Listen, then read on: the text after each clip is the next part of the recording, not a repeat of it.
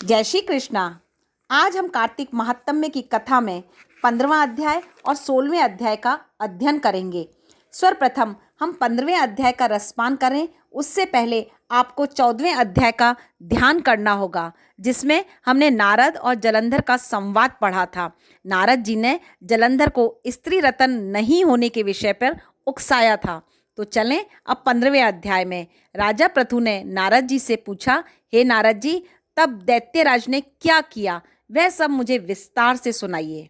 नारद जी ने बताया कि उनके चले जाने पर जलंधर ने अपने राहु नामक दूत को बुलाकर कैलाश पर जाने की आज्ञा दी और कहा कि वहां पर एक जटाधारी नामक योगी रहता है, उससे मेरा ऐश्वर्य कहकर उसकी सर्वांग सुंदरी भामिनी को मेरे लिए मांग लाओ। यह सुनकर वह दूत शिवजी के स्थान पर पहुंचा, परंतु नंदी ने उसे सभा के भीतर नहीं जाने दिया, किंतु वह अपनी उग्रता से शिव की सभा में चला गया और शंकर के आगे बैठकर उनकी आज्ञा ले सब संदेश कह सुनाया। फिर तो राहु नामक दूत के ऐसा कहते ही भगवान शूलपाणी के आगे पृथ्वी फोड़कर एक शब्द वाला पुरुष प्रकट हो गया। उसका सिंह के समान मुख था और जो कि मानो दूसरा नरसिंह था। वह दौड़कर राहु को खाने चला तो राहु बड़े जोर से भागा, परंतु उस पुरुष ने राहु को पकड़ लिया। फिर उसने शिवजी की शरण ले अपनी रक्षा मांगी। शिवजी ने उस पुरुष से राहु को छोड़ देने के लिए कहा। उसने कहा, मुझे बड़े जोर की भूख लगी है, मैं क्या खाऊं? तब महेश्वरी ने कहा, यदि तुझे भूख लगी है तो शीघ्र ही अपने हाथ पैरों का मांस भक्षण कर ले। शिवजी की आज्ञा से वह पुरुष अपने हाथ और पैर का मांस भक्षण करने लगा। अब केवल उसका सिर मात्र शेष रह गया। तब उसका ऐसा कृत्य देखकर शिवजी ने खुश होकर उसे अपना आज्ञाकारी मानकर अपना परम प्रिय गण बना लिया और कहा कि मेरी पूजा की तरह अब तेरी भी सदैव पूजा होती रहेगी और जो तेरी पूजा नहीं करेंगे वह मेरे प्रिय न होंगे। शिवजी से ऐसा वर मांगकर, ऐसा वर पाकर उस पुरुष को बड़ी प्रसन्नता हुई। उस दिन से वह शिवजी के द्वारा स्वीकृत मुख नामक गण होकर स्थित रहने लगा। अब हम 16वें अध्याय का रसपान करते हैं। राजा पृथु ने कहा, हे नारद जी, यह तो आपने महाप्रभु शंकर की बड़ी अद्भुत कथा सुनाई है, अतः कृपा करके आप यह भी बतलाइए कि उस समय राहु उस पुरुष से छूटकर कहाँ गया।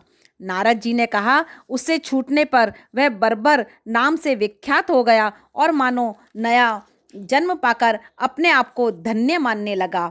वह धीरे धीरे जलंधर के पास गया। वहां उसने शंकर जी की चेष्टा कही। उसे सुनकर दैत्यराज को बड़ा क्रोध आया और उसने सब दैत्यों को सेना सजाने की आज्ञा दी।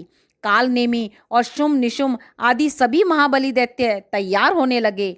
एक से एक महाबली दैत्य करोड़ों की संख्या में निकलकर युद्ध के लिए तैयार हो गए।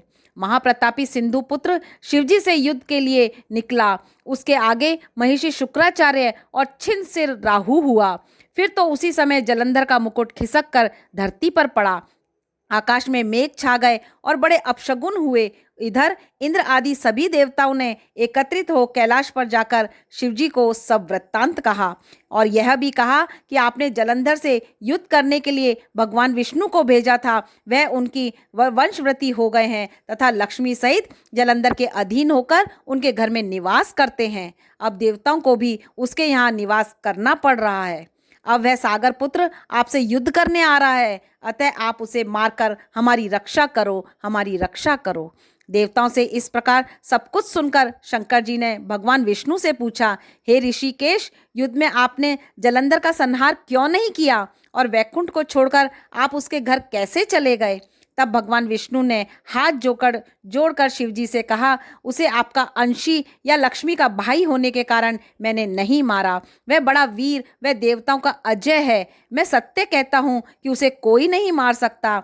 इस पर लक्ष्मी जी ने भी मुझसे प्रार्थना की थी। मैंने स्वयं उसके घर रहने का वर दे दिया, इसलिए मैं उसके घर में रहता हूँ।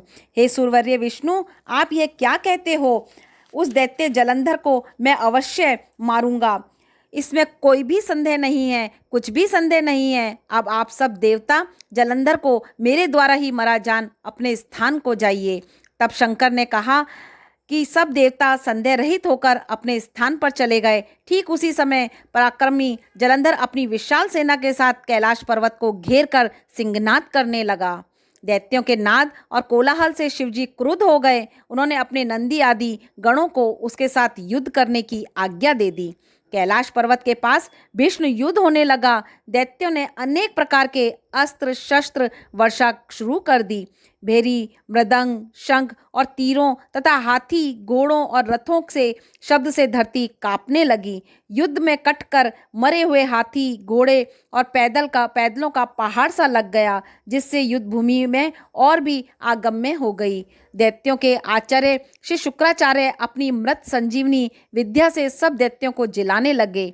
यह देखकर शिवजी के गण व्याकुल हो गए और उनके पास जाकर सारा वृत्तांत सुनाया। उसे सुनकर भगवान रुद्र के क्रोध की सीमा न रही। वह अपने भयंकर रूप से दशाओं को प्रज्वलित करने लगे। फिर तो उस समय उनके मुख से एक बड़ी भयंकर कन्या उत्पन्न हुई, जिसकी दोनों जंघाएं ताल वृक्ष के समान थीं। वह युद्ध भूमि में जाकर अब असुरों का चर्बन करने लगी। युद्ध भूमि में इस तरह विचरते हुए वह शुक्राचार्य के पास पहुंची और शीघ्र ही उन्हें अपने उदर में गुप्त कर लिया। फिर स्वयं भी अंतर्ध्यान हो गई। शुक्र के गुप्त हो जाने से दैत्यों के मुख मलिन पड़ गए। वह युद्ध छोड़कर भागने लगे। इस पर अनेक शुंभ, निशुंभ, कालनेमी आदि सेनापतियों ने अपने भागते हुए वीरों को रोककर शिव गणों पर बड़ा कठिन प्रहार किया। और ऐसा ही शिवजी के नंदी आदि वीर गणों, जिनमें गणेश और स्वामी कार्तिकेय भी थे, अपने गणों को रोककर दैत्यों से भीषण युद्ध किया। जय श्री कृष्ण। कल हम 17वें और 18वें अध्याय का अध्ययन करेंगे।